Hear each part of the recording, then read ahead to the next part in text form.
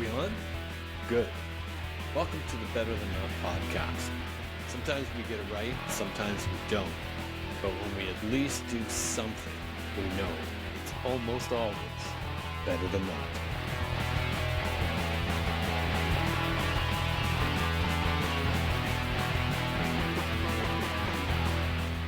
Hi there, and welcome to Better Than Not, the podcast that aims to capture shifting perspectives and thought-provoking ideas in conversation, while asking the question, is anything what it seems? Based on my series, A Changing Frame of Reference, which you can read or listen to on the Substack app, and I hope you will, as it might give you some insight into what the podcast is all about. I also hope you'll subscribe to my YouTube channel, Better Than Not, so I can continue to bring you great guests like I have today.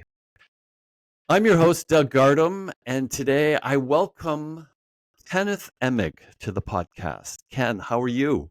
I'm excellent, and how are you doing? I'm doing great.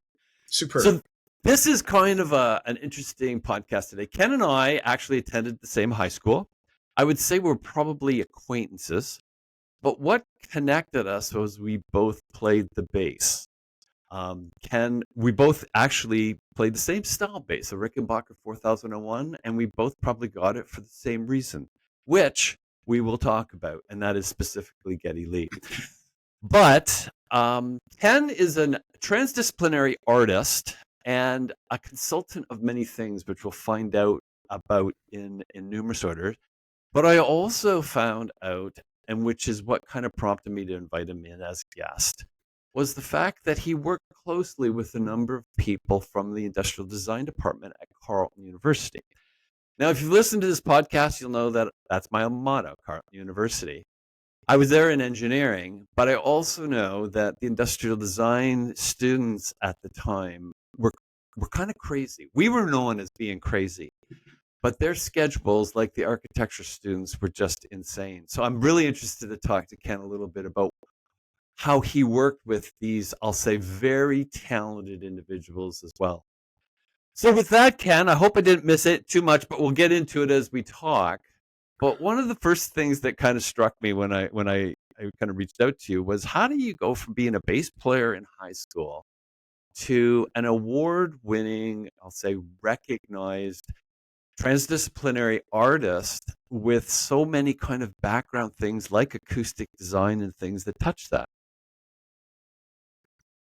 That's a broad question to start with, I know. It's a path. It's a path and a process, and it appeared in front of me, and I kept walking that path wherever it went. Interesting. So okay. that's sort of a nonlinear answer to that. Well, I was going to say it's interesting when you bring up that nonlinear word. Our brains tend to go to this linearity in our lives, but we don't think that way. And by and large, our lives are not particularly linear, even though we think they are. But you had a lot of involvement. We had a lot of playing in high school about with different, I'll say, bands and playing the bass. What did you know you were creative quite young, like in picking up the bass? Like, how did you even start in playing a band and bass in a band? Well, grade 8. There was two guys who wanted to play an assembly at the grade 8. I can't remember what the reason was, but then they had two songs. One guy was a drummer, the other was a guitarist, and they were looking for somebody to play bass for two songs. So I said, "I'll do it," and I just went ahead and rented a 4001 copy. And learned how to play the two songs and played the assembly, and that's the start of it with the music. Yeah, and now you're a band. Well, yeah, for a short time. That's cool, because I can kind of remember this band, because I'm thinking, was Marty the drummer? Yeah. And Jeff the guitarist? Exactly. Okay, wow, that's kind of crazy that I remember that, actually. Because I think I came out and played once with those guys too, if I'm not mistaken. That's funny. It's a wonderful world. So I mentioned at the beginning that you got the 4001 and Mhm. because of Geddy Lee. So, what do you think about this new world of Rush and then bringing on a new drummer? I think it's absolutely wonderful. Man, oh man, I can't believe like everyone I talk Artists have to. to keep moving, Yes, they do. Yes, they do. and one thing changes, and everything stays the same. You know, you just keep on going, or the appropriate term is keep on rocking. No doubt. Did you see Rush in the years in over the years when Neil I was saw alive them, I and think, on the Hemispheres tour. oh my goodness. There's an album, man. Oh, I love that album. I have the vinyl. Yeah, I have it in red vinyl. I have that album too. All too funny. In fact, I think that album I think I got that after Farewell to Kings.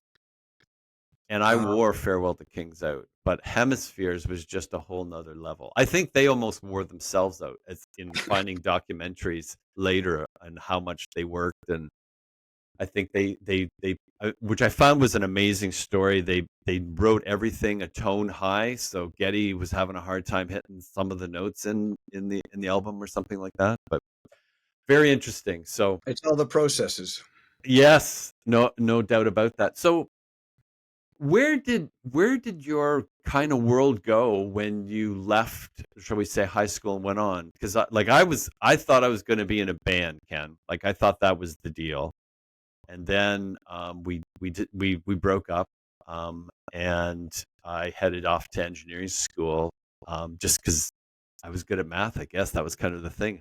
What kind of inspired you to go where you went along the Well, path? one of the things that you just stated was the idea of a path, and you said I thought I would be in a band. Well, I didn't necessarily think that. I didn't really think much about um, the Okay. longer term direction of my life or almost anything. Um, and it just sort of went and I played music, and I got involved with the bands in high school. Right, right. Like having the dances there where you have live bands, and as part of the tech crew helping the band set up. And I got familiar. I met a lot of amazing people doing that, and that influenced everything. Really? That it influenced everything, and a bunch of people I know from high school, from Markham High, it influenced them too, and helped their direction where they would go later in life. Interesting. So, did you get into like audio work almost like right away out of high school with that kind of involvement Yeah, with in high sound school. in high school? Okay. So it wasn't necessarily the I wasn't necessarily the most upstanding student. Um, so it's Fair. a case of leaving school and going to work in bars downtown Toronto. Okay. As I got a gig working with these people who rented sound and light systems to different bands, and they needed help, so I went, and it was a good gig. I take off from school, say grade 12, and go to a I don't know, a bar, help the band load in. They do the gig, load out, and get paid for that. Amazing experience to do that. Well, it just kept going, and I did that. I think it must have been grade 12, grade 13, um, and then the summer between grade 13 and the rest of my life, I I went on the road with the same company, Interesting. um, Okay. and I did monitors for Long John Baldry Wow. on a tour of the East Coast. Like I think it was about 2 weeks, 3 weeks, just to from Toronto out to Halifax and Sydney, and I can't remember what else. And then we came back and finished building a PA and putting it together, and then went on the road with a band called Toronto. Yes, yes. And Really? and the opening band was the Headpins, and there was a Canadian tour, and I went from Toronto. We played Massey Hall, and it started from there and went up to Val-d'Or, Quebec, Sudbury, all the way across to Prince Rupert, down to Nanaimo. I think it was on the road for like 9 weeks. Oh wow.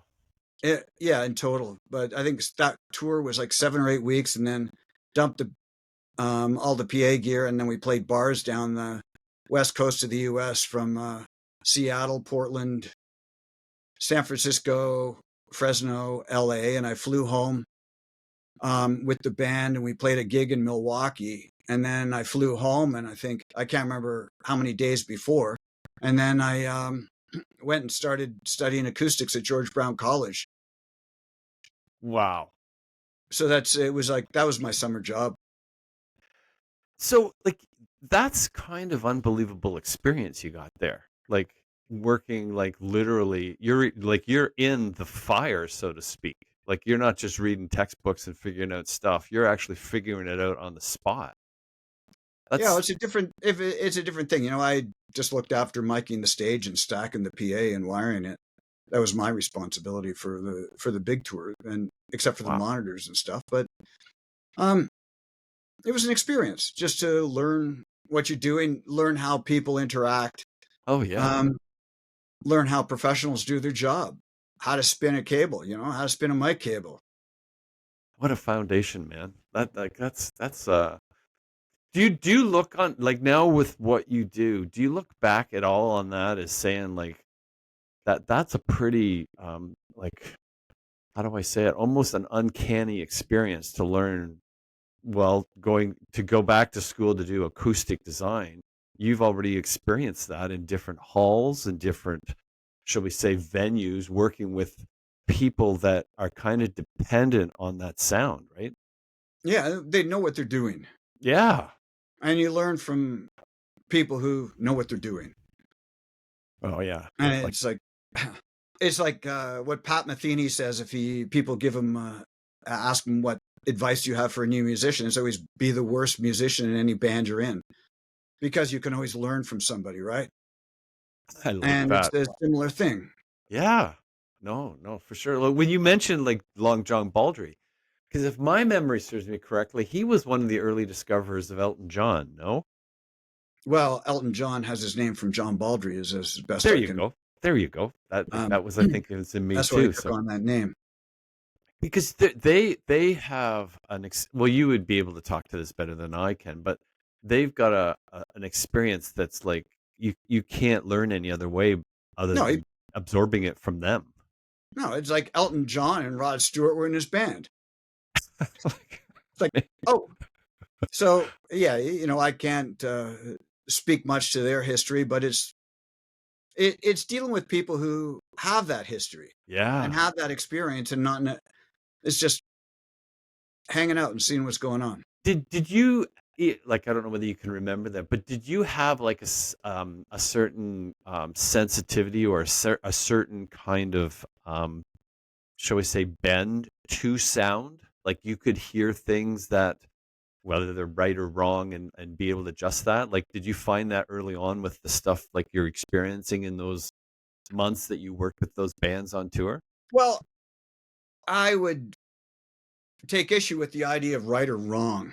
Ah, okay, okay, I think it's more you hear what's going on and you do what you can to make it better. okay. And it's just that idea that you're listening to a space and you become aware of what a space sounds like. And that's just part of it. It's that overall sensorial understanding of where you are, driven first by acoustics or sound, which is driven by music. So when you came back, what took you to school versus continuing down that avenue, or was there just not a lot of opportunity in that avenue? What took you back? Took you to school instead of doing stuff like that? Um, Being on the road is not necessarily the easiest life in the world. Okay, Um, say no more. Yes. it's I didn't know what I wanted, but I had applied to George Brown and got accepted into there was an acoustics technician program, like a general 2-year program. So it was sort of an overview of acoustics in general, whether it was like what architectural is, how to actually measure sound, um, Mm, things like that, hearing protection, okay. it just a general overview of stuff. But Did I had the opportunity to go on the road with Toronto. They were going across the southern U.S. on tour with Nugent. And I said, I flew home and went back to school. Interesting. So when you're in school now, are you finding that you've already experienced sound, so to speak? Are you Yeah. finding it like now you're getting kind of theory? Because usually it's the theory, then you go to get the experience. You went it the other way. Yeah. Well, that way the theory makes more sense. Oh, for sure. Like you really understand it then. I don't, going theoretical and then trying to do it's just sort of orthogonal to who I am. Cool. So you go through, you do George Brown, you've got a better understanding, shall we say, of how sound works. What's next for Ken? I just, what else did I do? Well, I stayed for another year, did a common first year or a common first year with an electronics program and an acoustics program. So I did both. Okay. I had the common first year, so I did a course in electronics. I didn't really know where I was going to end up Mm, or any direction. And yeah, during that time, I played in a band for a while, and we played the bars in Toronto, like upstairs at the El Macamba. There was a band called Gatto, yep. um, and we opened for them all sorts of times, and played like Larry's Hideaway 6 times, and um, Oh, wow. they actually changed their name to the Dodo Birds and opened for us one gig. Like, so it's like all sorts of stuff like that. All these experiences around that time in Toronto where the music scene was just totally amazing. Like the late 70s, early 80s, Oh, yeah. stunning. So as you do all this, you're getting more and more understanding of how sound works too. Like that's Yeah. Yeah, I my think so. goodness. It's more experience how sound works. It's just more visceral than, you understand the knowledge, but it's the visceral understanding that drives things. So in our conversation, this what intrigued me over email. You had said you worked with a number of people from the industrial design area, and I had a close. Well, I still have a friend who came out of the industrial design. How did that start to come into your world? Like after you're experiencing sound, so to speak, and playing in bands. You're playing some pretty cool clubs, right? Um, where did this expand into like this is something that you can really do? Like this is Yeah.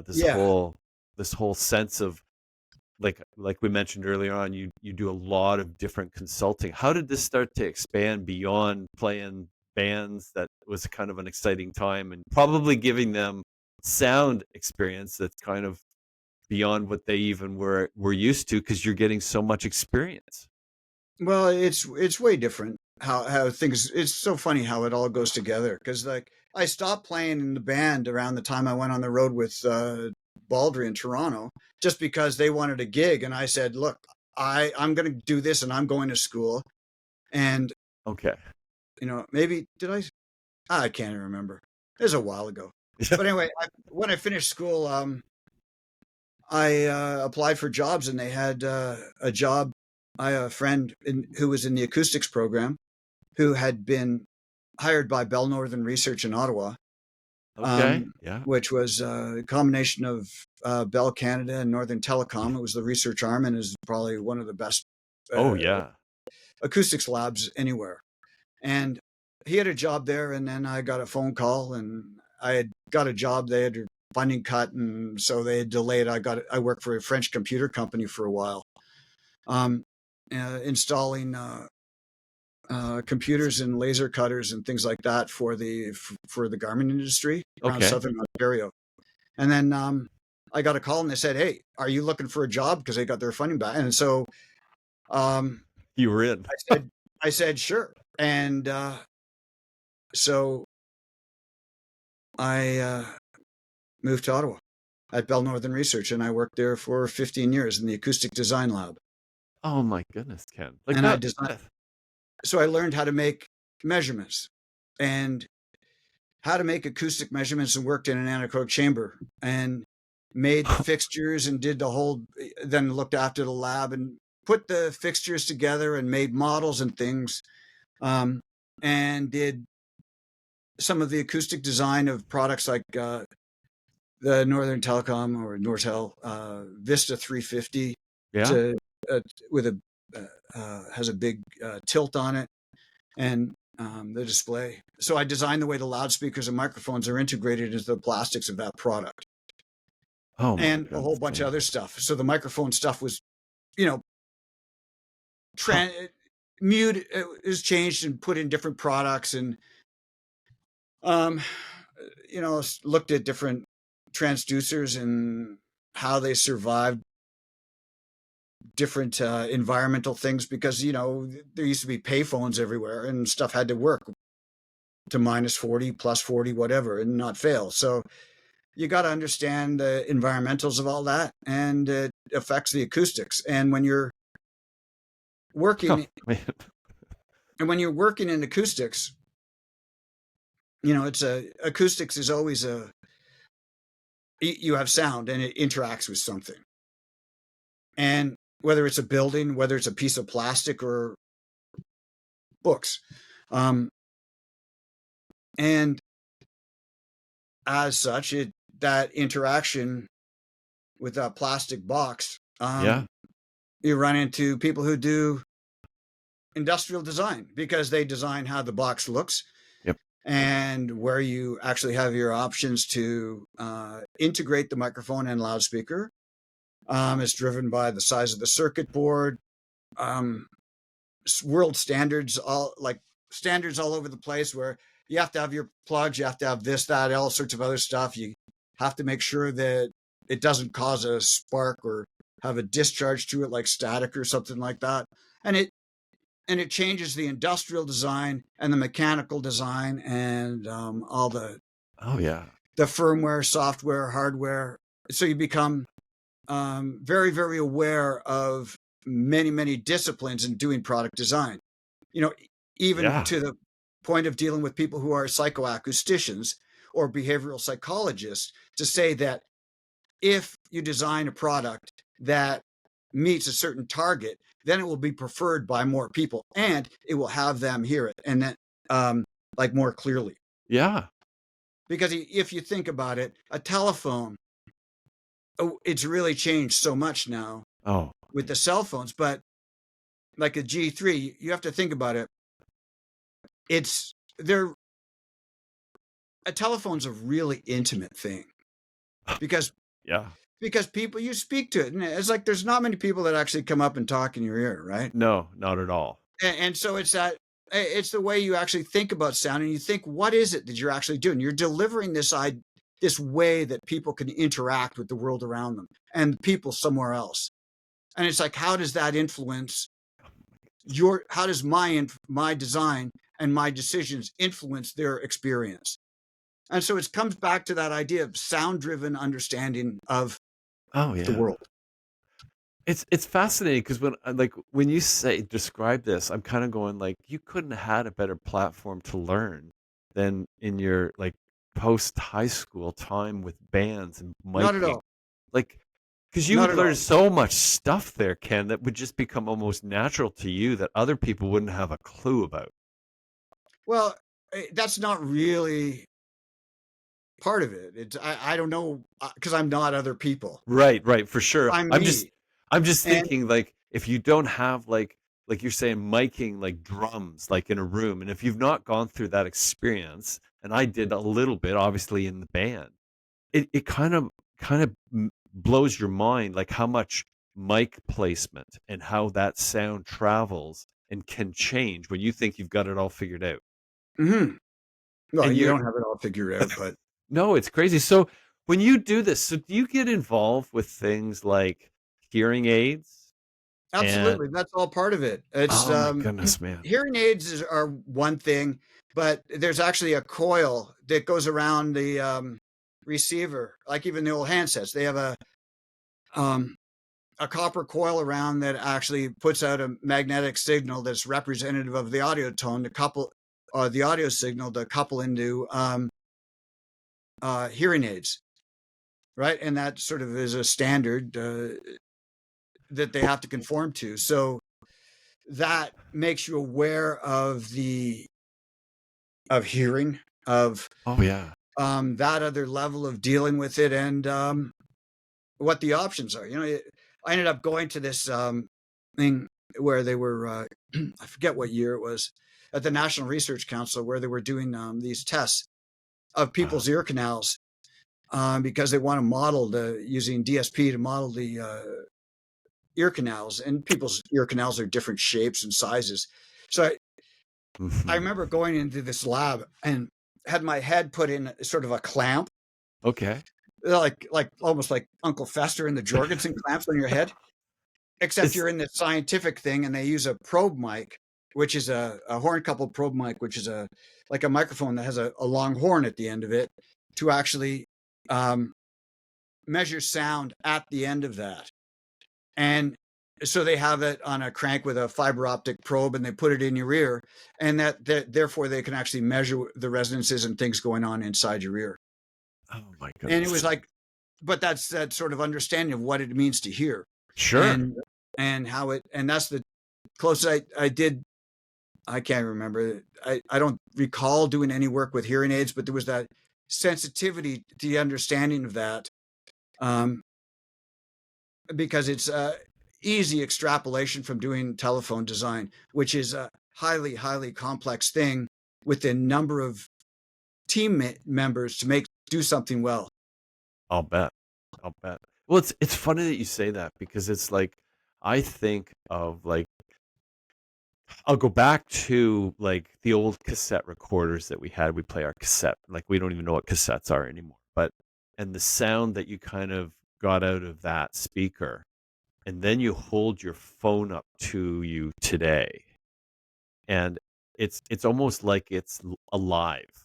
Like the sound has so much significantly changed. It's hard to believe that that little device that's what 2 by 4 in your hand can deliver a sound like it does today. And when you say that's complicated with an, I can only imagine what you go through to understand and analyze to get that to come together because it's like it's fuller than it appears capable of being able to deliver, right? Yeah, yeah. There's some things that are better. There are some things that are worse, Mm. and it's like as I had talked about the way that the phone couples to the ear. Right before Yep. it was a nice cup that actually Yep. cupped your ear, and it just sort of, oh, it's nice. Yes. And Yeah. now everything's gone flat, Flat. and that's Yep. driven by the industrial design, the packaging, and the cost of everything, and try to make things thinner. And so you have people that, if you look at people who use their cell phone, many people don't use the phone. Mhm. It's an information device that happens to do sound. It's not a sound device that happens to let you do numbers. Right. Yes. It's become So an it's just an add-on. It's like a return key versus a enter key on your keyboard. it's funny that you bring that up because I hadn't really thought of that before, but it's like the old phones cupped around your ears, like you said. Like I haven't held one of those phones to my ears in years, but It's intimate. It's yeah. intimate and beautiful. And you don't have that at all today on a phone, like you said, because it's a data cruncher computer, not like a verbal device, so to speak, that It's it used to be. it's the less things. Nortel had Yes. to design to what was referred to as five nines reliability. So it had to be up 99.999% of the time. And you ask anybody now in telecommunications, the stuff goes up and down and doesn't work. And oh, well, we'll get around to fixing it. It's like there's not that, um, It's very secondary. yeah, there's that dedication to something that's of a quality thing that I'm extremely proud of what we designed at that lab. Oh, I can only imagine, Ken, what that achievement of it feels like, because it's just it's a crazy what we take, and what you've said kind of gives me an idea why I think, as I'll say, elderly have grown old, they get so frustrated with the phones because they're so used to the phone that we had, as you described, that was an intimate device that was designed to be a phone, to now have this flat piece of product that you're supposed to put to your ear. It doesn't fit to your ear. And that's why most, it's definitely demographic wise, they use it. It's a computer, it's not a phone. But Yeah, it's as like, which way do I ah, hold it? This way or this way? yeah, no, it's interesting how you kind of broke that through and how it's become that kind of a product. So were you aware, like, of how big a deal going to work for Northern Telecom and Bell Northern was? Like, that's kind of a star kind of place to go to work in that environment. I was lucky. I met people and I worked with them. Oh, that's cool. Don't necessarily I didn't necessarily think about Right. what what it was relative to anybody else. I had my experience, and I was fortunate to work with some like stunningly amazing people, and there's all these downsizings and things, and for a long time it was three of us in the lab. I Wow. was between a physicist and a mechanical engineer, and you have one goes to first principles, the other one goes to formulas, and then I'm in the middle. And it's always it's an intriguing place to be. You have different Oh, perspectives and different understandings. you're just the conversations that would go on, though, Ken. That is what intrigues me. Like, you're a physicist and an engineer, and you get to be like, you get to have not only work conversations, but even like what you think about. Like, it's just an incredible environment to work within, to me. Oh, it's nothing. My first 10 years at Bell Northern Research, just nothing beat it.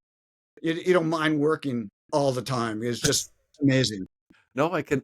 You mentioned about the being in this chamber and your head's clamped, and they get to go into the ear Yeah. canal.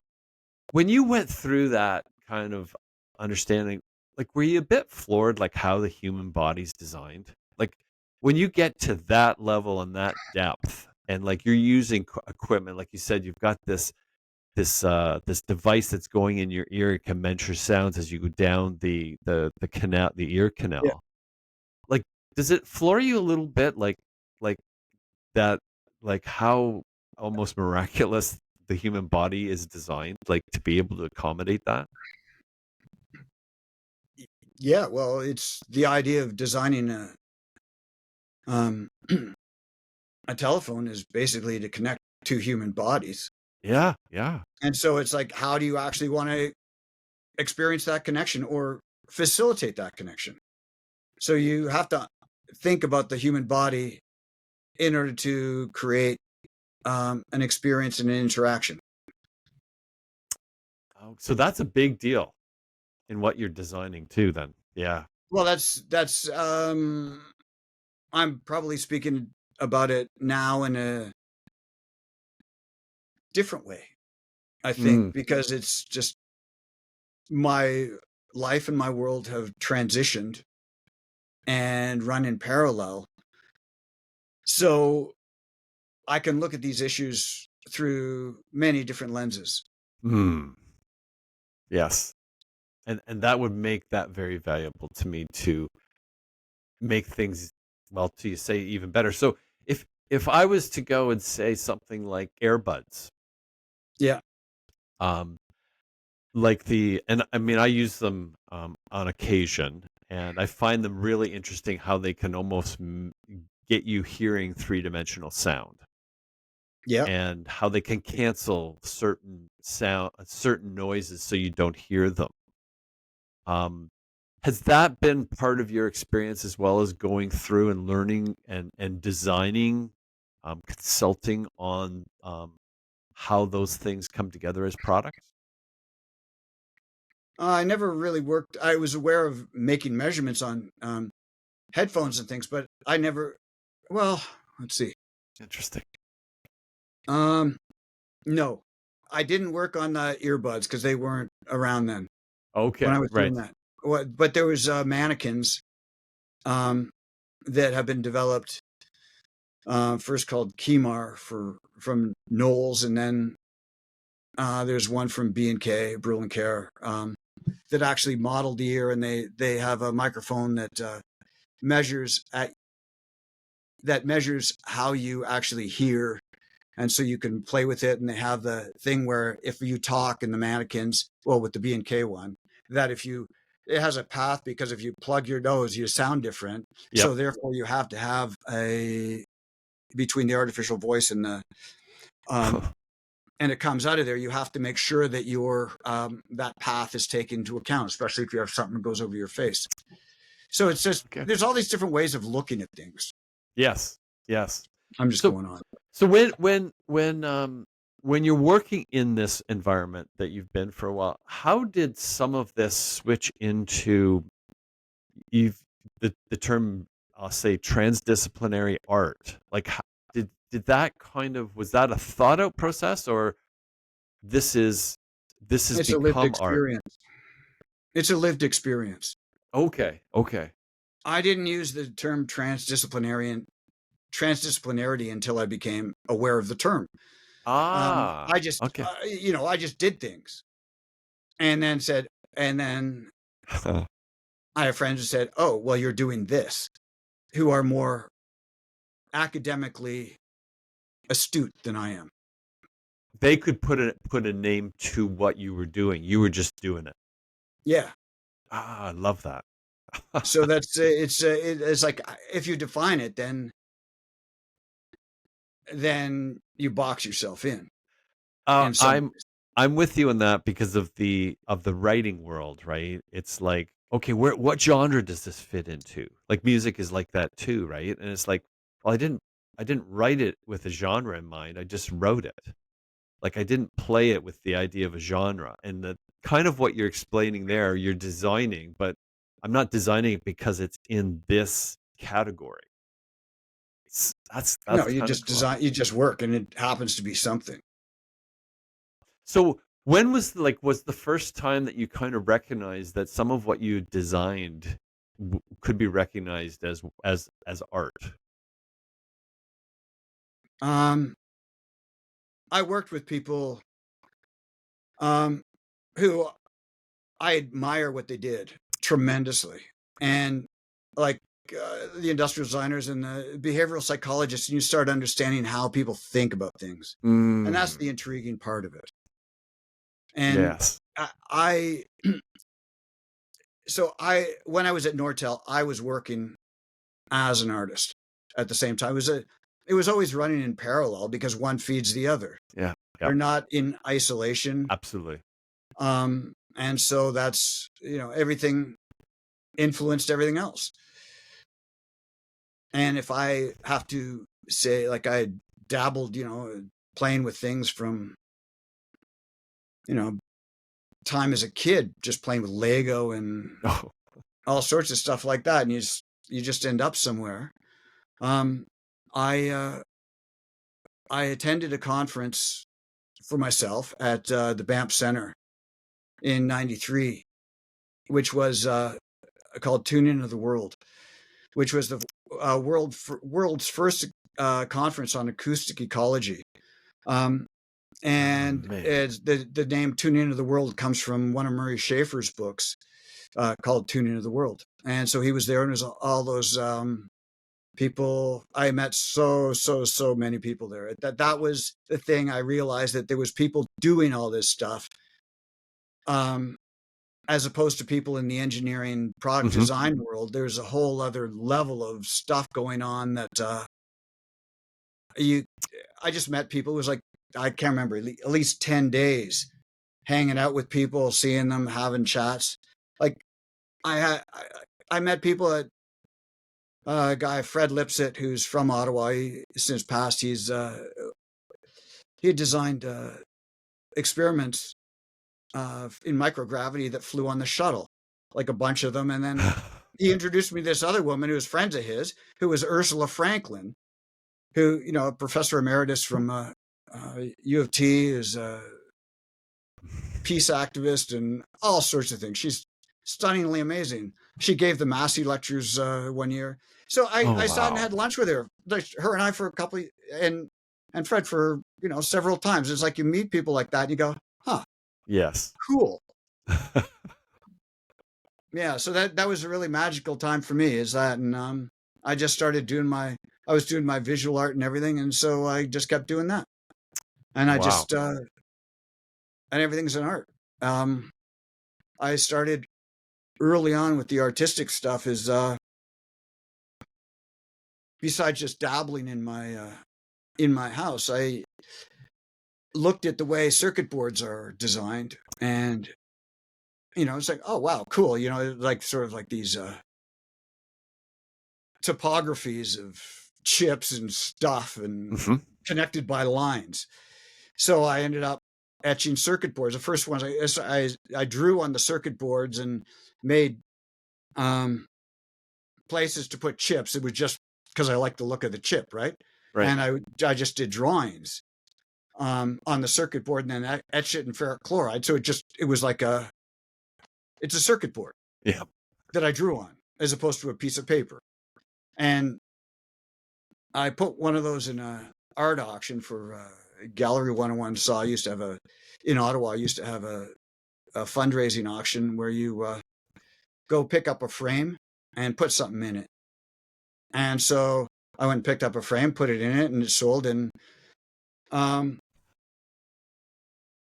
this guy who was working, I went to the National Gallery, and I kept going there myself. And this person there said, I signed up for a tour. And he said, well, what do you want to see? I said, I don't want to see what I want to see. I want to see what you want me to see. And so he gave me a tour, right? Oh And so he wow. ended up, after a while, we kept in touch, and his girlfriend at the time was also a guide at the gallery. And I went another day, and she said, oh, if you're looking for a studio, Alex is looking to share one. Do you want to share a Yes. studio? And I never thought about having an art studio. I Ah. said, sure. So I did. And that was about, I think, yeah, about a month and a half before their annual open house, which has thousands of people coming through it Oh at the man. opening. It's just like probably 1,000 people, 800 people at the opening, but over the 2 weeks, it's like a lot of people. Oh yeah. And you have to do this stuff. Like it was like, I don't know how many artists in it, 20. And so I had stuff, I did stuff, and went from there. So I ended up with a studio that I So had for 20 years. I was just gonna say, so was that like 20 years ago, 30 years ago, like the mid 90s, did you say? Yeah, early 90s when I got the studio. Interesting, man. And it's Well, just I can't even remember.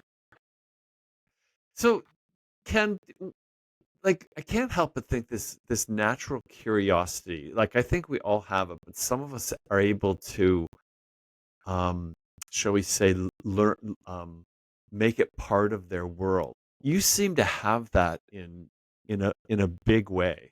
Like it's just when you described this Banff shall we say conference you went to, and Yeah. like you just find people. Like I'm overwhelmed by it, Ken, because I think I came by some of this later in just being able to say hello to people. Like Hmm. and not being um how would I say it? Nervous or shy, I guess is the term.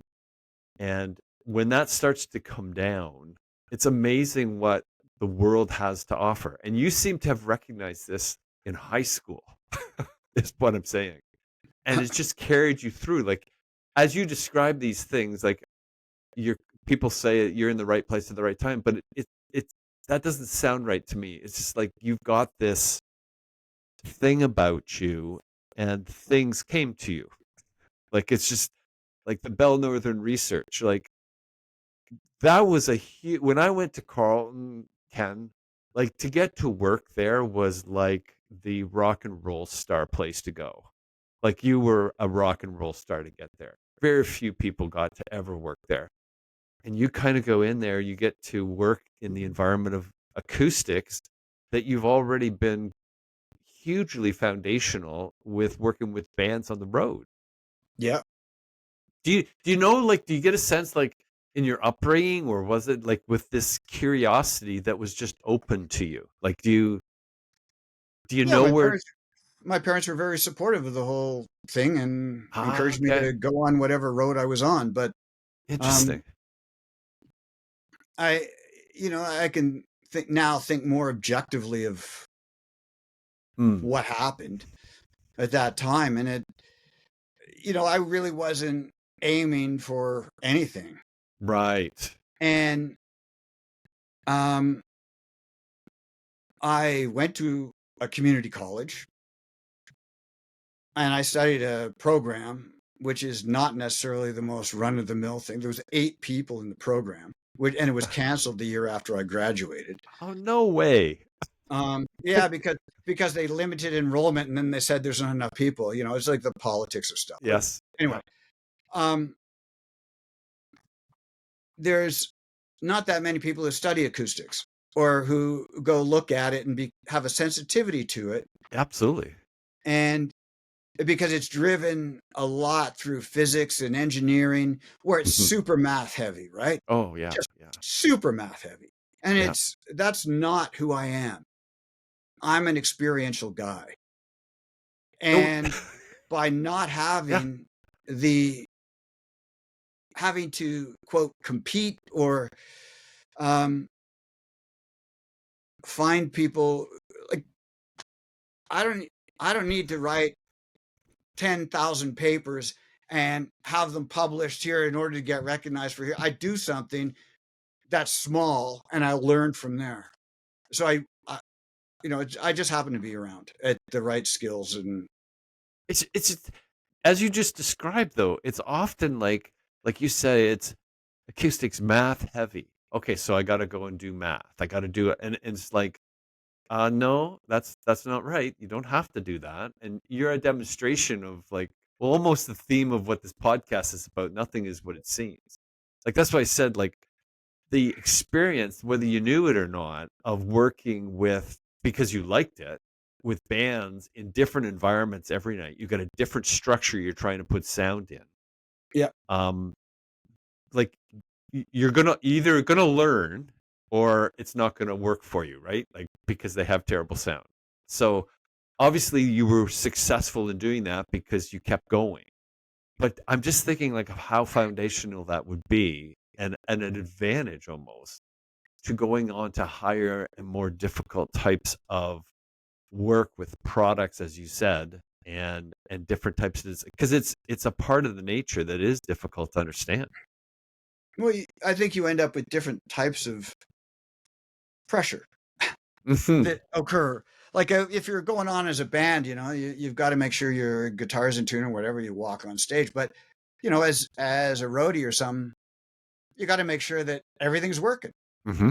And there's 8,000 people out there, and it's not working, Well, and it has to be. So you got to deal with that sort of situation, and you end up with manufacturing yep. and product design. You've got incredible deadlines. Like, it's like with Bell Northern Research, it changed the proportion of R to D shifted, right?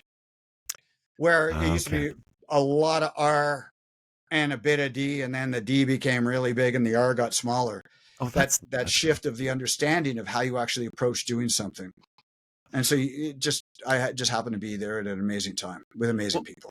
well, it's also kind of, as I reread the a little bit about the job story and him coming, and because I could relate to this being an engineer and gone through that education, and he put the designers, just how you just described D and R, um, in charge of the engineers, because it was like I kind of recognize this from engineering. Is people said, well, you're creative, you'll go into engineering, and I'm kind of like, engineering is not really particularly creative. You're using standards so that you build things that work. I get that. Stand up buildings, whatever that is. But you can't get to a computer that's the size of a phone book from the size of a room by using the same standards you did to make it the size of the room. And so that's what I said. Like when they shifted, when you said they shifted and made the D large and the R smaller, that's kind of what they did with Apple too, is they made the D large and the E smaller. It still works because you're, as an engineer, that's what part of your role is trying to figure out how to make that work. But the design part of it is what to me makes the fundamental change in a product. And like you live that in many Yeah, it ways. was really fortunate to be able to do that. Things change, and it just I don't know. I happen to be around people who were pretty amazing.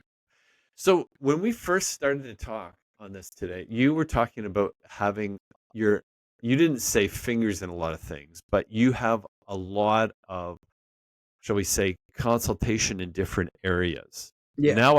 Now that's very clear why, because that expands in so many things, right? Like what kind of things do you find really intriguing with that you get to work on or you get to Um, consult in on?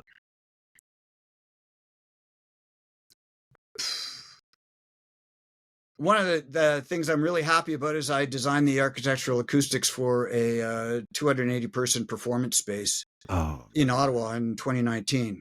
So it's like a happening space. This year it won a best club or best performance space of its size in Ottawa. oh, that's cool. And being able to move into that from actually doing things like in a phone that are Yes. this big, and scaling it up, you start. I'd done a little bit of architectural acoustic consulting before, but Okay. I should step back and tell you how I ended up there, because that's Yes, like yes, yes. because there's a big space in between. Because No, no. That's what I I want to did my hear. Yeah. career. I did my like I can go all over the place, but This is cool though. This is good. so after I got let go from Nortel when they stopped making phones, because I worked on hard phones and Yes. don't make them anymore. Business model and everything changed. People's expectations changed. Especially later on when I said about the R to D. Yeah. I think it has a lot to do with the idea of the stock price that came into place, Yep. right? It And impacts. Yep. that's a big influence. You can go back to Xerox PARC, and that's a whole other discussion. But I think that moving forward, I came out of there, and I, when I was laid off, I had people in my lab who had flown around from Taiwan to work with me, to learn how to design a phone. Obviously, some other company, and to understand the nuance. There was this other guy there from another Nortel location, and I get a knock on the door in the morning, and get laid off, and go back and tell these guys who have flown, 3 guys who have flown from Taiwan to work with me, and say, "Sorry, I'm gone." And then they tried to. Then I sort Oh of was nice, man. and I worked for another week and hung out and satisfied them. But I said I got some mental shit to deal with. That's mind-boggling though, Ken. Like, No, but I you got know it happens. it happens in tech all the time. I got another Yeah. friend who was asked to work on the weekend and was laid off on the Monday. Like, Like it that stuff happens. yep, absolutely. Yep. So after I left there, I was always doing my art stuff in parallel. And yeah, during that time, I started dancing as well.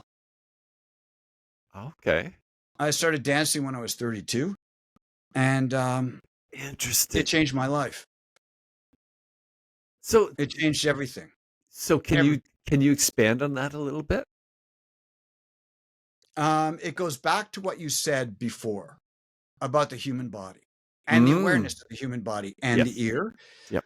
Um, but there's the idea that how we as people move, and we're there. And so many people are just unconscious as to why their head is over 5 feet off the ground. They have no idea. Well, we Like don't there's think about it, right? no consciousness of the body whatsoever. No. If they don't trip over anything, they're happy. It just is. It just is. And um, I'd wanted to, and I finally found a place that was so accommodating to somebody like me. Um, Wow.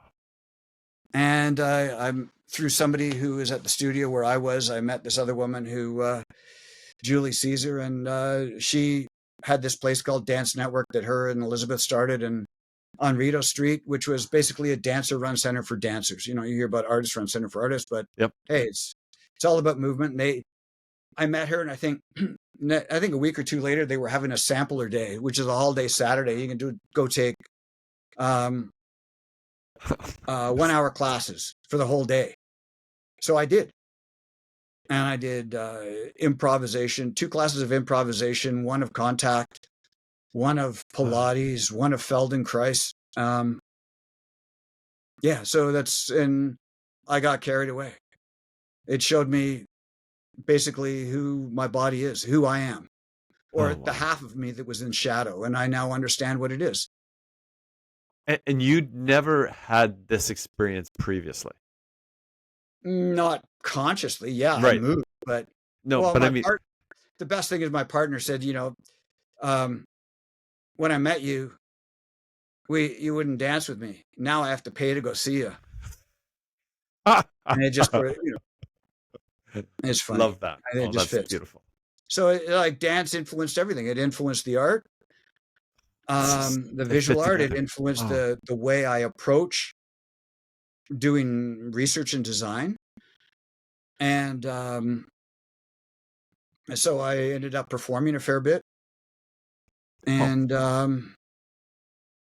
I did a first public artwork in 2004 in Canada at a okay. community.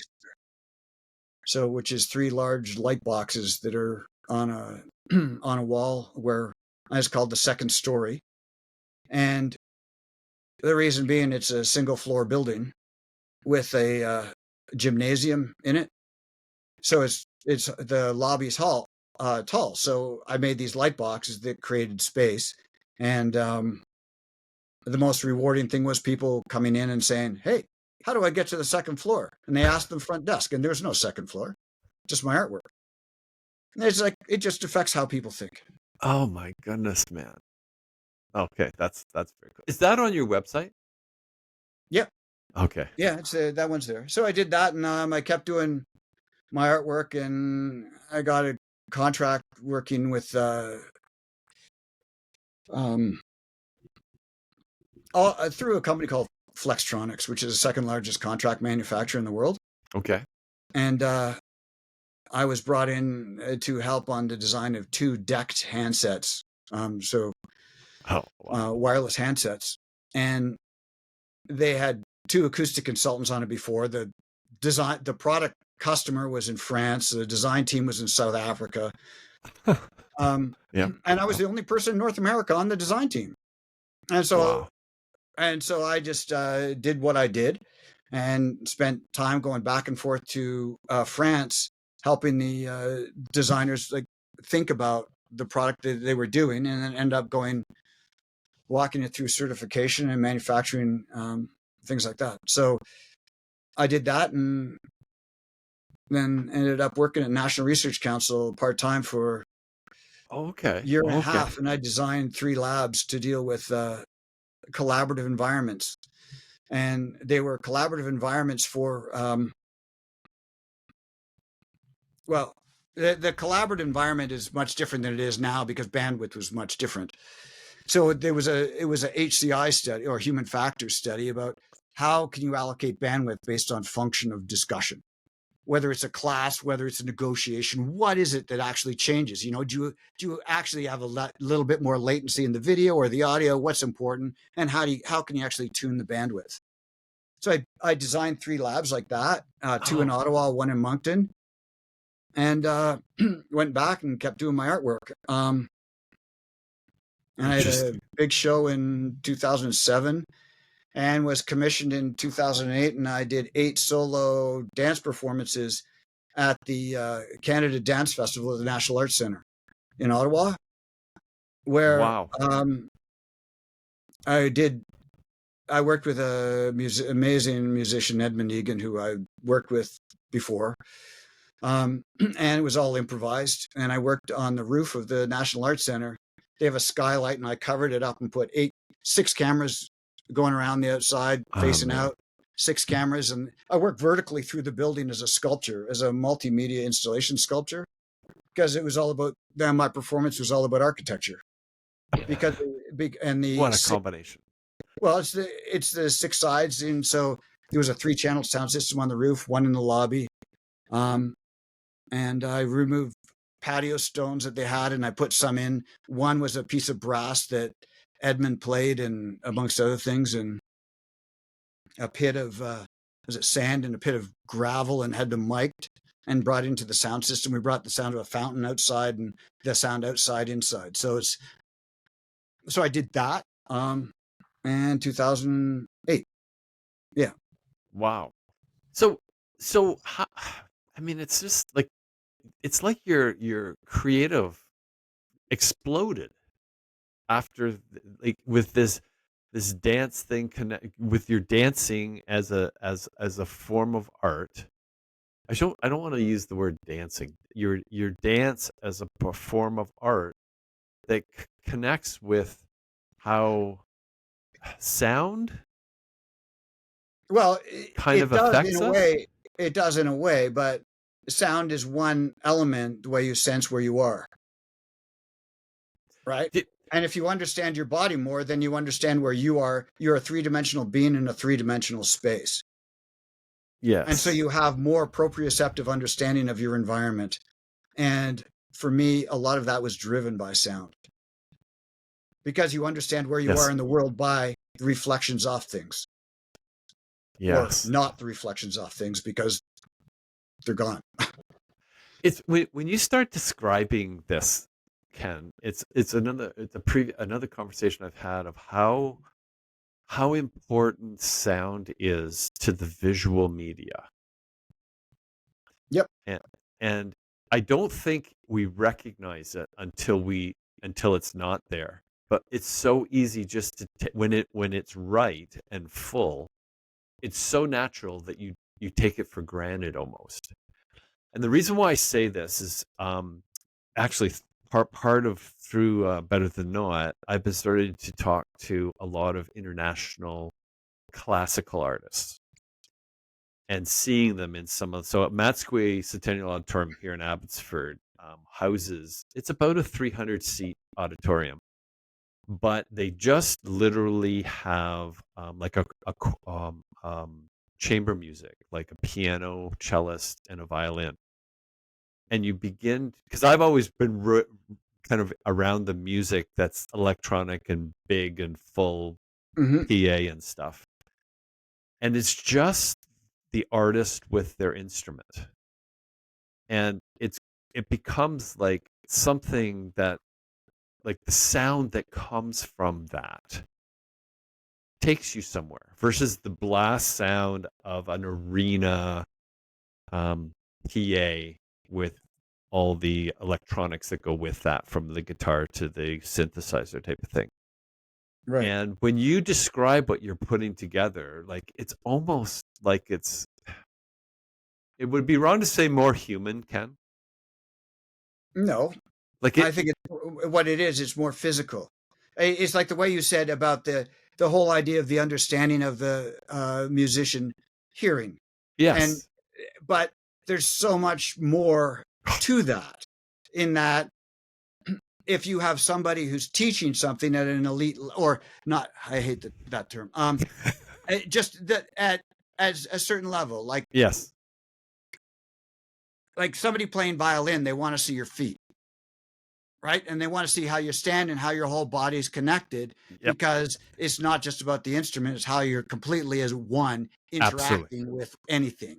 That's And what I'm so, talking about. Yes, right. And so by being a dancer, it gives you the vocabulary and understanding to delve in deeply to those different parts and yes, understand that connection. and you didn't find this out. I'll say could I say you found this out almost accidentally?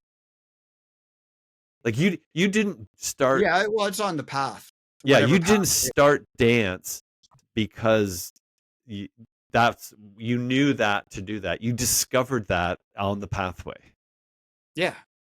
Amazing Yeah, it to was me. one of the ramifications of becoming of dancing and then doing that. And it's like it's like, you'd say about being a musician. I don't consider myself a musician, though I played music. Yes, I Um, hear you on that. I would likewise agree with you for me. but I remember when I felt comfortable calling myself an artist, Ah, right? so when was That was that? a moment. I don't remember when it was, but I remember Okay. the feeling of saying that. And the bigger one was when I was comfortable going anywhere and saying I'm a dancer. And it's like because it's something that you Mhm. don't. I don't know. It's like that I don't. That wasn't part of who I am, and it's Right. like you've got this being a dancer is something else. It's not me. And then you end up being able to say, yeah, it is. I am a dancer, and I can very happily live with that. Oh no, that is I love how It's that like kind when of you comes had up. to say, when was it that you decided to call yourself a writer? And I like, when did you say you were an engineer? Is when you got the degree, or when you actually did like worked in industry? It's y- that idea of how your context actually puts you where you are. no, it is when you said that, I immediately thought of when I could finally say I was an author. Like that's the same kind of sensibility. So when you said you were a dancer, like it was like suddenly that connects. And when you said it, Ken, it just made so much sense to me. Like, Mhm. of course that's going to work because of how all the other parts of what you've experienced fit together. And the thing is, you couldn't connect those going forward. You can only connect them going backwards. Yeah. Yeah, but it's also too, it's like whatever anybody else wants to say. Yes, it doesn't matter. Yeah. It's how your self opinion is and what your self opinion is about. Do I Yep. think I'm a writer, Yep. or do I think whatever of myself, and how do you actually be in No, it's space and a moment in time? so like so this you said 2009? You did Uh, this it- 2008. So I can only imagine what's going on in now. Like it's just there's so many avenues that kind of you can take with what you're I keep coming back to that word foundation because I'm blown away that that foundation of being with bands, miking them, being sound, like it just and being on makes stage and being on stage and yes. playing with sound and playing with the lights and understanding the lighting systems, which also has Oh, been incorporated in my artwork. well, light is so important though. Like it's oh, I don't so you'll laugh at this. So when I started doing this podcast, because I wasn't going to do it, I wasn't interested in it at all. When we moved out to Abbotsford, I started to have coffee with people to get to know them, like to meet people, because I know I don't do well by myself. And as we started to kind of broach that kind of that kind of thinking, you start to find out that there's other parts of you that are unexplored. And so when I started this, my point was I did not want to become an audio engineer. Like that wasn't like that's not what I want to do. My Yeah. what I really want this is to be as real a conversation with two people like we were having coffee. That's kind of what the goal is. Because I think what happens when two people begin to converse and they go to areas that start to reveal who they really are because we all kind of I think have this sense of who we want to be for the world to see even if it's not intentional. Yeah. It's just that thing. But when we start to have a conversation, and that's why to me sound becomes enormously part of this, is you start to reveal who you are. And it's not a bad reveal, it's a reality reveal. Like that this is truly where it is. This is when you said dance. It's like you found another really important part of Ken Emig Yeah. in dance, and you're not 18, right? Like it's just it's like these things start to come together, and so and that's why I come back to that idea. Like I did not want to become an audio engineer. Now you have to do some things, but it's like but when you start to go like lighting, you mentioned lighting, you Mhm. start to realize well, lighting's important. And then you look, oh, that lighting's awful. And then you go to sound and that sound and Well, so the only time you realize it when it's a problem. Most of the time. yes. That's why acoustics has a lot of issues because it costs a lot to do, and Oh people yeah. don't want to do it because it costs too much. And then what happens is they pay a lot more to try to fix the problem after the fact because they thought, oh well, we didn't have to deal with it, or we didn't even think about sound. Just look at the architecture program at Carleton. Oh They do not have somebody now, as far as I know. Hopefully, you don't get upset, but there's nobody there as a specialty in acoustics, right? no, And it's the idea really. that because you've got all these other types of experience going on, but it's the idea that you can make a visually beautiful room, Right. but if you can't have a conversation like we're having now, that's It's because the room's so reverberant, why bother? It it's not just complete. basically is a walk-in installation, Absolutely. that to experience something that's visual. No, As opposed to as opposed to a overall sensorial understanding of where you are. and you know what, Ken, is that actually becomes when it's wrong, it becomes overwhelmingly beyond what the visual part is. That's the part that I found so weird. Like you said, like you've designed this beautiful building, but you can't have a conversation with a person. Yeah, Well, now that beautiful building is tarnished because it doesn't work. Like it doesn't matter. it is It it doesn't is. matter who's judging it that it works or not. Yep. No, it It is ends up being a money and a architect thing, right? And a so design thing and somebody trying to make a statement. It's not necessarily what statement do they want to make? They want to make a visual statement of a thing in a place, but they don't want to. It's not about the human experience. yes. Yeah, there we go. Yep. And you have that perspective really ingrained. Like that's really part of your picture because you I've noticed it a couple times in you saying that because it's like well, I'm going to go back to what you said about with what you're talking about is like how do you not have acoustics as part of your design? Like that's Well, as I said at the beginning, it's part of everything. yes. It's the basis of how I understand the world, but it doesn't have to be um, the end product. Right, Because right. being an artist, you just and the best part's the process, and the Oh. artwork's just the stuff that ends up at the end of just like the performance, right? Mhm. Mhm. Well, the performance is a bit, it's like when the rubber hits the road, that sort of Right, right. get on stage and do something, or have a show and do something.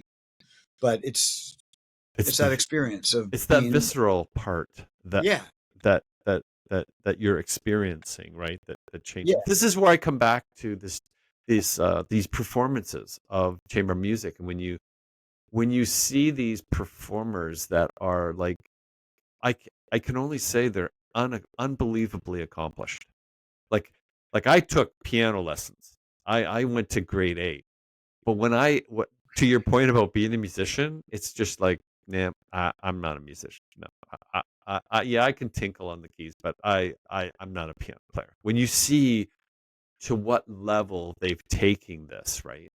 And and this is why it's kind of been neat in this discussion because you've brought this sound part that kind of answers the question of why in this music it's important because you're with the artist that's not only the person, you have their instrument, but it's not just a visual, but it's a sound part that's all connected. That and without them, you don't get there. I Yeah. think that's the bottom line on it. You just don't get there. Yeah, but it's interesting if you think about what it is you just said in some ways. Another thing I'm doing is just wise consciousness is working on a podcast about called building access in music making. Mhm. So, so it's that idea that the way you talk about proficiency at being able to make Mm. music, how much does having that attitude or that understanding ingrained in you to understand, well, they're good and I'm not, so therefore I'm not that, then what does it actually mean to be a musician? And by doing that, you are Huh? getting people to not be musicians or not even try it because I can't be that good, therefore I can't be a musician, therefore I can't play music. But the whole bottom line is that if you Yes. get rid of that hierarchy, the Yes. Eurocentric based hierarchy of music, of performance, of perfectionism, then it changes the attitude. Yeah. And Oh so wow. anyway, just connecting those dots. No, because it's very important here because this, as far as how you've described it, because when we talked at the beginning and like how do you go from a bass player in high school to an award-winning acoustic or multi An transdisciplinary artist. artist, That's and I easy. kind of go and you said, well, it's just the pathway, Yeah. and that's not the hierarchy part. And it's like, because I don't like that term anymore, like the hierarchy part, because it's like, oh, I'm not creative. No, I think everyone's creative. Just because yours is different than someone else's and it hasn't caught on to whatever doesn't mean you're not creative. And you've just kind of hit this as far as how the hierarchy, even describing like, well, I'm not a musician, but you're not like that.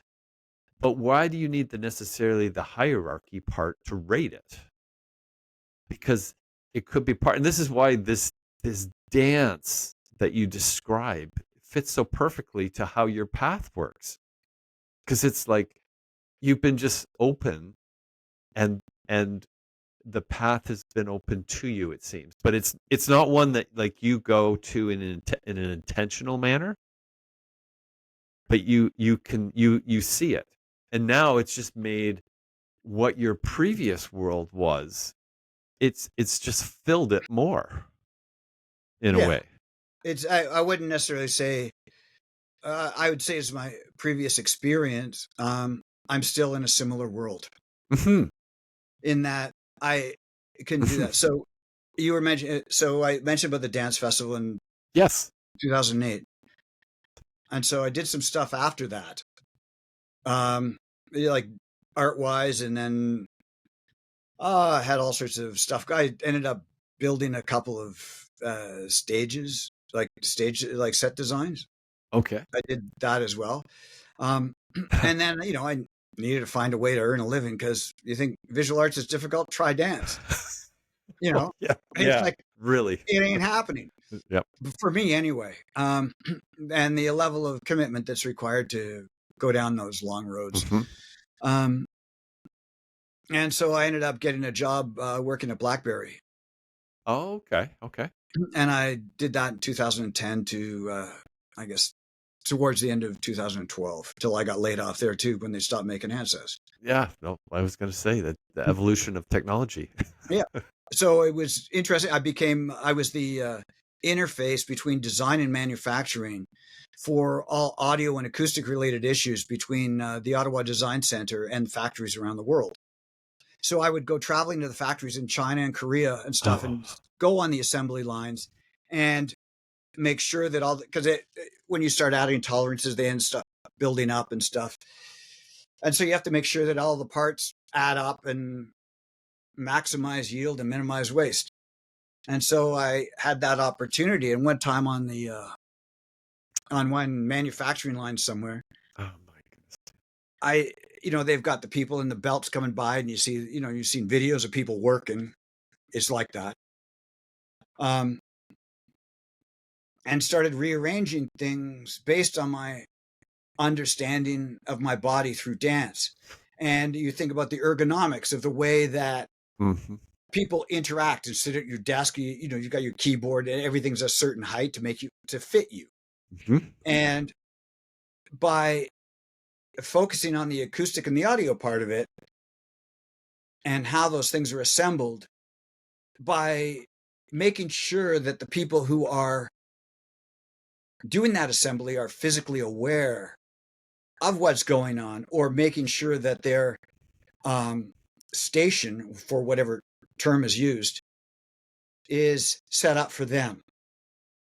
So it Mhm. becomes almost like a user interface or industrial design Yep. for or user interface design. About you think about how it is that the person can do their work, whatever that work is, and by being a dancer, it allows me to bring a visceral understanding of the physicality into the experience. Oh my goodness, man. What Ken, when you just described this is part like again, this is just part of your pathway, but it's Yeah. so evident, this experiential part. Yeah. You described so here you're the interface between design and manufacturing, it sounded like in the plants. And where when you're traveling, where you went is you go to the factory floor. Yeah. Did you not find that you were unique in doing that? And the reason why I say that is Being the because only guy from Canada and China. Yeah. no, I meant being the one that went to the floor because you would probably be considered part of the design staff, so to speak. Yeah. But you're going to the floor where they're manufacturing the Yeah. foam. And I can remember my father-in-law years ago telling me, he says, if you want to find out how something works or how it works, go to the factory floor. Yep. And what I used to find is I was alone. Not from the point of view in the factory, but I was the only one coming down from the office to the floor. And that's what I'm saying about you. You're coming down, you're not going to the office, you're actually going to the floor where the product's being put together. Yeah. Where the Because stuff is happening. it's the physical part of it. And I think that in itself is unique because so often we spend our time in the office. Because now we had the 3D screens, we have all this three-dimensional kind of analysis stuff. We can do everything. We don't have ever to go to the floor. And I'm kind of going, no, you do need to go to the floor You because do. you still need to know the physical part of how it works. And you did that like you did it almost as if, well, where else would you go? Yeah. Well, it does our part of the job, right? And Crazy man. I know from designing telephones that I remember early on when the robotics came, you had to use a combination of either of three screws. You could to attach a phone together. It was like three or six because the robotics was like three or you can't use five. Okay. So, um, but it was interesting to think about that manufacturing part when doing product design. Oh, So working through the inception, through the design, and then you end up dealing with the manufacturing and you got that insight of what it means to actually do product design. yep. And you go to the floor and it's just like everything clarifies and it's like incredible to see the stuff in operation. It gives you almost like Oh, an X-ray vision, sort of an insight. to me, it was like one of the biggest things that I know as I got in and I spent a lot of my time in leading and managing groups, and I would always tell people, I know you think it works perfectly on the screen, but you have to go to the floor to see it. And it Yeah, was, I couldn't believe how many times it's different. Well, yeah, it is different. it is. There's something in this physicality. You've used that word that goes on that we just can't seem to capture any other way. Like we have to be physical with it. Now, I like it even further why dance seems to make so much sense here for what you're working and doing because it's like Yeah, it's probably one of those that would impact so many people in what they do because huge. of exactly that.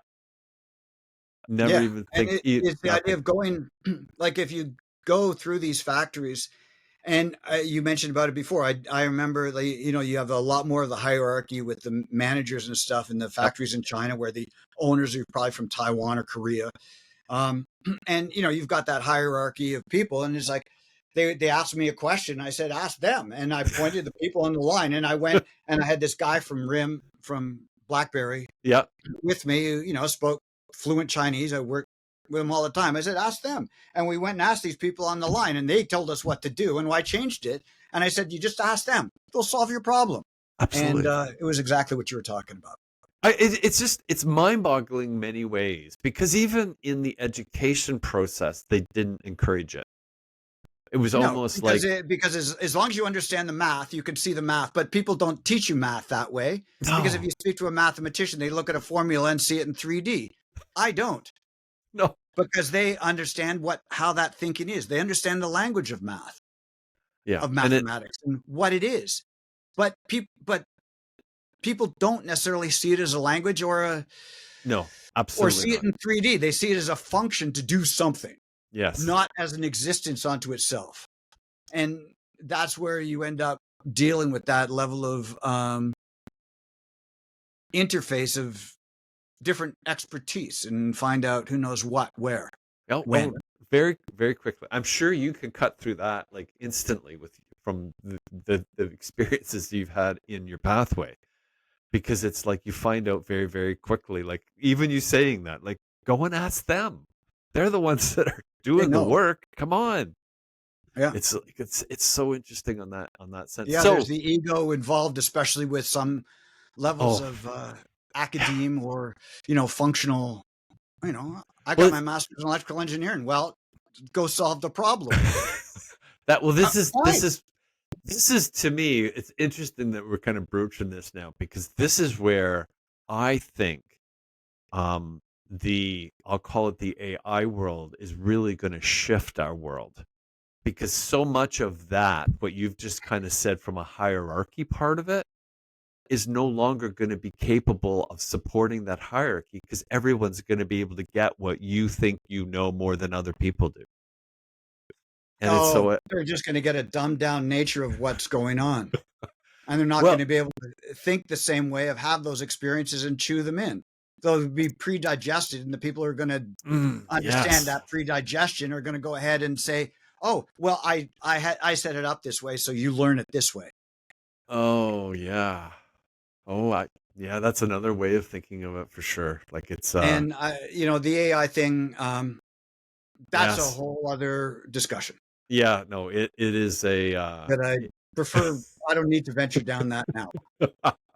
no, it is kind of it really throws a bit in this idea. This is why I like the experiential part that you've talked about. And I still am a bit floored, to be honest, Ken, with how naturally it fit into your path, and like how that how that kind of just worked in your way. You mentioned also very that I thought was very important is you had support for this. Go in your way. Like you mentioned parental support, and like not having Yeah, yeah, this is parental my support and whatever growing you're up. doing. And Yeah. yeah, yeah, it's like And not you having this is the goal that I have to achieve. Like you've never mentioned that once. no. And I think there's a lot to be learned from that, because I think often, and I think I've heard Stephen Fry talk about this a little bit, about the idea of goal setting and certain things that go on. There's a certain level that, I mean, we need to do that in order to get certain things done. But you haven't described that at all in your experience. And I think it's really fascinating how that's your path has meandered into different things that have almost in a way qualified you more than someone that's kind of possibly gone in a different avenue, that you've given it's such a strong foundation for what you're doing. it's Yeah, it's it's I, amazing to me. I had I had some director at um, BlackBerry or Research Motion when I was wandering around the factory somewhere in Waterloo, and he said, "How do people like you exist?" He said, if I wanted to write a job description to hire somebody like you, what would I put in it? He goes, Absolutely. if I knew somebody like you exists, I have here and they'd solve my problems on the line. Yeah. It was just sort of like, because it's, acoustics is definitely something that is an experiential thing. Mm-hmm. Mm-hmm. Manufacturing is an experiential, Mm-hmm. it's an experiential thing. And it's like, where are the holes between them? And how do you see them interacting? What's that Yep. level? Exactly. You have an uncanny, like it's what would I say? Like you must be recognized as well for your observational ability. Like you put things together.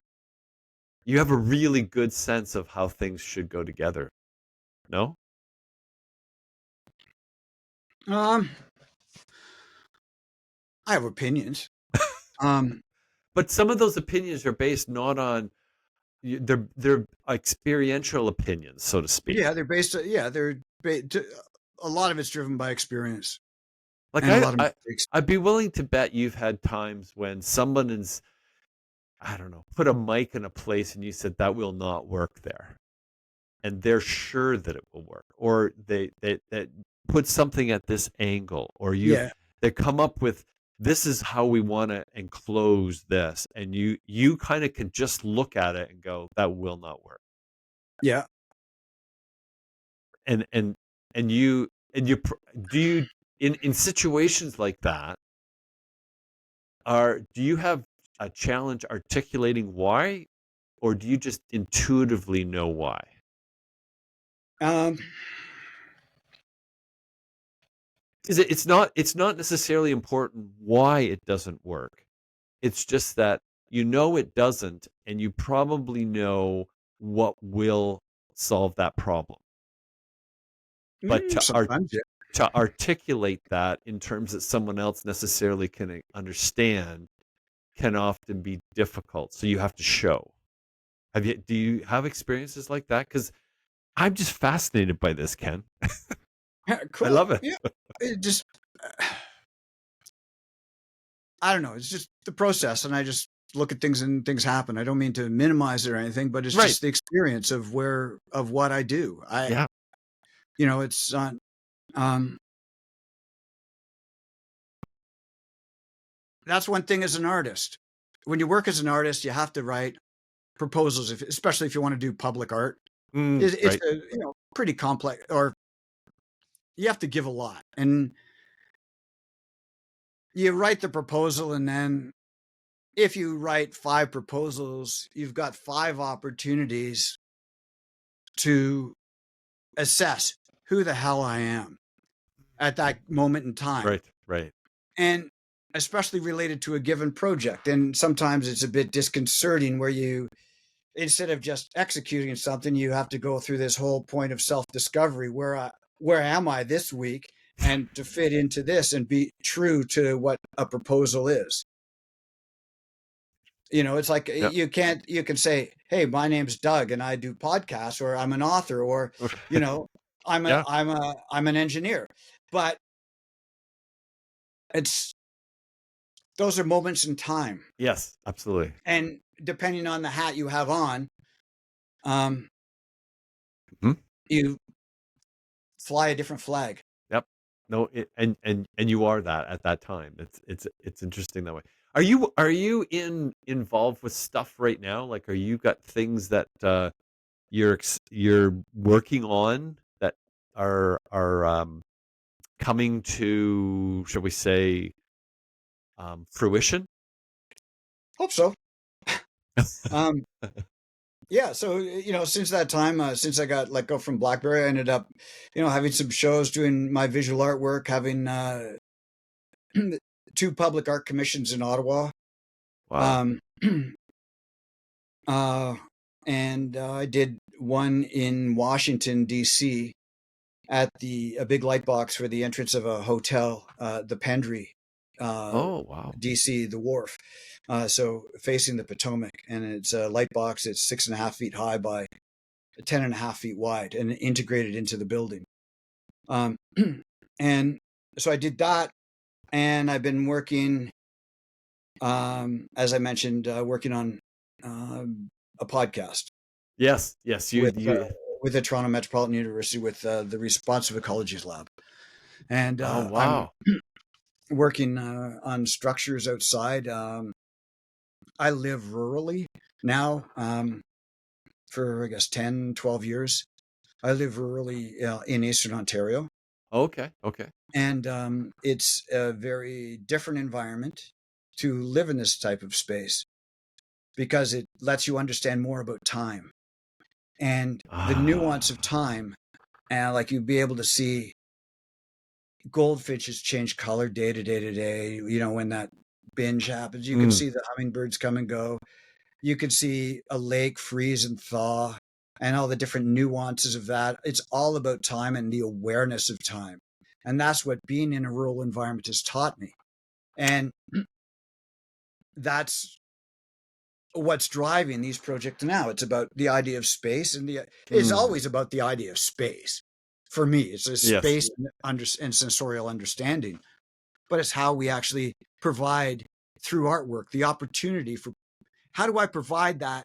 How does my artwork, how can it provide an opportunity for somebody to experience where they are at a specific moment in time? And I can like I that. make the time be visible? What can I make visible? And it's like not a case of being something that's dictatorial. What it is a case of giving somebody an opportunity to delve into their own experience and say, Mm. that reminds me of something. So, they may not even like me as the artist becomes completely irrelevant. It Yes, doesn't yes. matter because it's not about me. It's about their experience. And I'm just providing the opportunity for them. So it's not my narrative. It's like, I'm just trying to make it as open as possible. Okay. And even if you look at the way that this podcast has happened, Mm. right? And if you look at between the beginning and the end of the podcast, you'll notice how it's become much darker and things are shadowing because it's getting darker. It's raining here. It's Mhm. cloudy, but it's getting a bit darker, and I use Yep. natural light and a bit of incandescent light. And that's about time. It's like it's the Oh, same I at the like that. beginning and the end. Yeah. It just is, and you're become aware of the change. It's Oh, like I the way like you that. dim a light bulb, right? You Yep. dim a light bulb, an incandescent bulb, and it goes to a warm color. You dim an LED and it goes linear, right? But that's Yep. why they have dim to warm now LEDs. So they Okay. dim it down and it sort of mimics the analog of uh, a regular Wow. incandescent bulb. So this is so living rurally, it's going to be interesting to see what next you come out with, Ken, because it's Yeah, like well, it's you have different influences when you're in an urban environment and have a studio and mm, you explore the indoors, and now I'm exploring the outdoors in other ways that follow along the same trajectory. Like I have a big frame out of one of old artwork sitting in the back that's about um I don't know 10 by 6 or something like that. I can't remember. I don't even know. But it's sort of propped up there, and I put stuff in it. It's like an outdoor sketchbook, and I can take pictures of it, and I can see oh how yeah, things work in environments. It's like you can interesting. see how your words Yep. fit together by manipulating them on a page. Yep. It's like Burroughs did about, taking the whole page and then cutting in four and rearranging them and having the story out of that. Oh yeah. I I It's I, like I like that. I just look at materials. I play with materials and my senses and my understanding of who I am, and It it does. goes there. I don't know. I really don't. I'm so fascinated by how this kind of comes together because you've also kind of said it's like once you're done, it's for others to enjoy and interpret and to experience, right? And to Yeah, me, like that's such a big part of like rather than saying this is what you're supposed to experience, it's like yeah, you're done now. It's now the world's, right? And right. they get to experience. Ken, this has been incredibly fun for me. As Superb. you can probably And for see, me too. I get experience. Before we wrap up, and I like is there anything that you would like to kind of end with, like that you would like to pass on? Because you've passed, like, I love your pathway. I just Mm. love how you've described it. I think it's much more how, as a human being, we're supposed to be. Like, I just think we're supposed to be more, but I think it's really hard to do that when we're so focused on what the future's supposed to be, if you know what I mean. I know It's like, exactly what you mean. and it's like you kind of like have this sense of being being. And I mean, whether that's being in the moment, being in the experience, and what you're seeing. And now you've described it with time, which also fits. There's the past, there's the present, there's the future. It's a time Mhm. thing. Yeah. But do you have anything that you'd like to kind of like just Well, maybe wrap up with? it ties in. I mentioned earlier that I'm starting. Hopefully, it'll be online super Yes. soon, like next week or something. Oh, soon. Yeah. That's really soon. Cool. Uh, called the Building Access and Music Making podcast out of TMU, or the Responsive Ecologies Lab, and um, and produced by somebody who you know, one of the people besides me, Jason Oh, Nolan. okay. Oh, cool. Um, and so somebody else from high school, and yeah,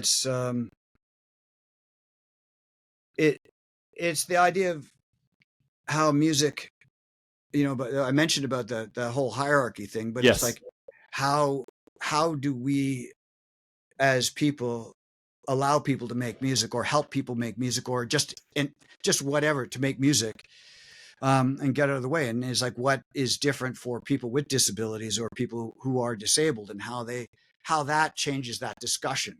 So it's a related thing, um, to the trajectory of all that, and having the dance and that multidisciplinary way of looking at things, or the transdisciplinary way of looking at things, um, allows those discussions to happen. So Yes. that's what I'm focused on now, and having to do video editing and all that stuff on top of it. And so I'm the video sound editing, and now, and I keep writing proposals for public artwork and for other things, and see what see what's happened, and who I work with. And probably working with Jason at the Relab is wonderful, Oh yeah, I'll just bet it wonderful. is. It is crazy. So your podcast, will it be promoted on your website? Yes. Uh, Probably, or it could be. And Um, I will make a point of it. so your website, can you, because I was going to say I clicked on it. Is it Kenneth Emig? Yes, KennethEmig.com. That's my website, and that's all the art stuff that's Okay. on there. Because I've seen quite a It's bit of that in there, and we'll post that on the brief for the podcast anyway, just so if people want to get in cool. touch with you or Yeah, that and and see I'll your have the work. other links for everything else very, very soon. No, As they that's go very up, it'll be cool. on YouTube and Apple and Spotify. Well, Ken, I am so glad that you reached out with that email a couple months ago. Had not anticipated that we would have such a conversation. This conversation to me, this is the thing that I just love about what we do and where we go. Because from a high school standpoint and playing bass in bands, which I mean, it was fun at that time, but it's like a basis that starts to go forward to where we kind of end up being and what we are, and often it's quite different than is intended. That's why I said part of the theme of this podcast is nothing's what it seems, and it's like when you describe dance, of course it makes sense, but would people have connected that prior to that? And I don't think so. So Oh, dance! I dance is everything for me. no, it sounds It's like it. most things. It's the understanding. When you understand where your body is, where you understand where your skin, your fascia, Oh your yeah. muscles, the fluid, the ligaments, the bones, where everything's connected, and you can actually feel that space. Um, it's a really other place of personal inquiry, like what's going on. Oh, that. I'm overwhelmed by the design of the body.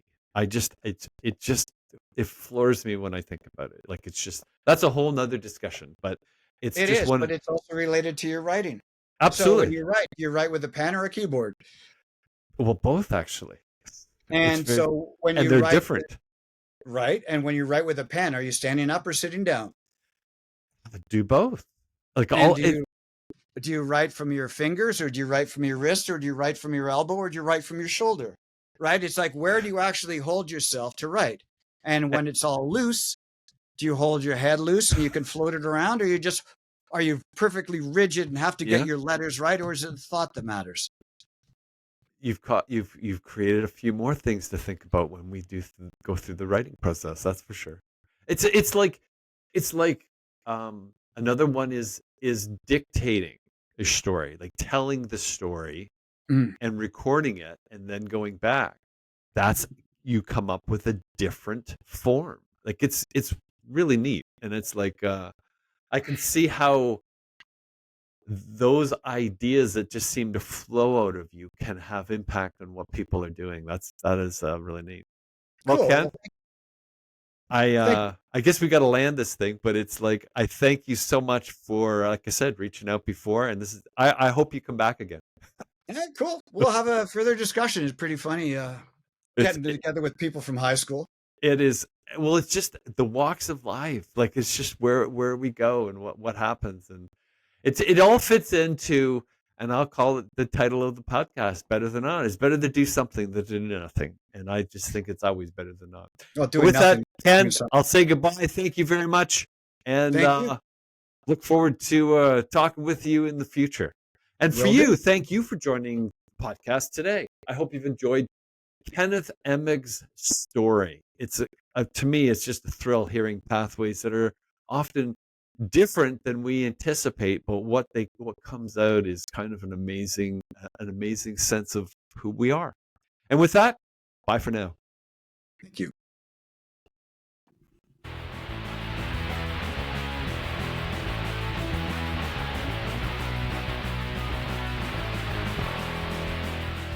Are we on?